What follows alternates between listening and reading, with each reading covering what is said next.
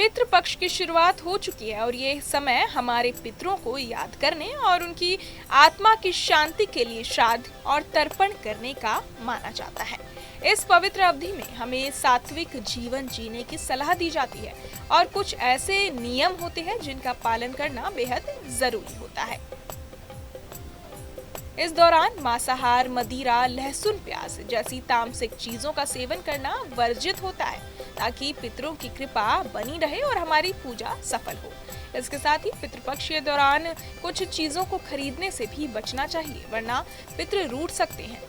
जैसे उस समय लोहे या लोहे से बने सामान की खरीदारी करना शुभ नहीं माना जाता क्योंकि ये अशुभ फल ला सकता है। नए कपड़े, सोने चांदी के आभूषण, वाहन, जमीन या मकान जैसी महंगी चीजें भी इस अवधि में खरीदने से बचना चाहिए।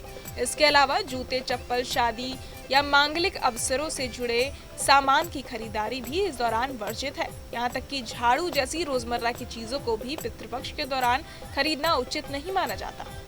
इसका कारण यह है कि इस अवधि को पूरी तरह से पितरों की पूजा, श्रद्धा और सात्विक जीवन पर केंद्रित किया जाता है और भौतिक सुख सुविधाओं की खरीदारी से ये शांति प्रभावित हो सकती है। दूसरी तरफ पितृपक्ष में कुछ चीजें खरीदना बेहद शुभ माना जाता है।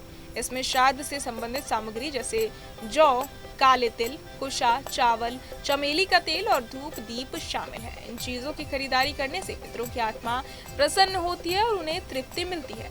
धार्मिक पुस्तकें खरीदना भी इस समय बहुत शुभ माना जाता है क्योंकि ये ज्ञान और पुण्य दोनों का संचार करता है।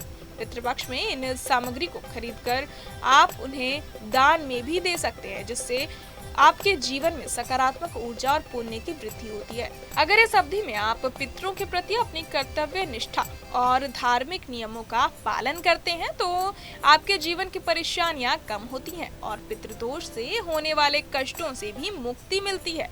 तो कुल मिलाकर पितृपक्ष सिर्फ पितरों की पूजा का समय नहीं है, बल्कि ये हमारे जीवन को सुधारने, सात्विकता अपनाने और अपने पूर्वजों के प्रति कृतज्ञता व्यक्त करने का अवसर भी है। इस दौरान सही तरीके से श्राद्ध, तर्पण और धार्मिक सामग्री की खरीदारी करने से आपके पितरों की आत्मा संतुष्ट होती है और उनका आशीर्वाद आपके जीवन में सुख, शांति और समृद्धि लाता है। यही कारण है कि पितृपक्ष के दौरान धार्मिक नियमों का पालन करना और वर्जित चीजों से बचना बेहद आवश्यक माना जाता है।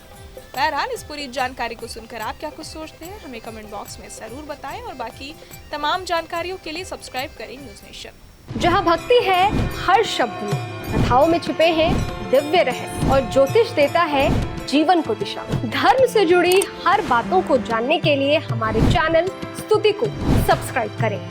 चैनल पर जाने के लिए इस लिंक पर क्लिक करें।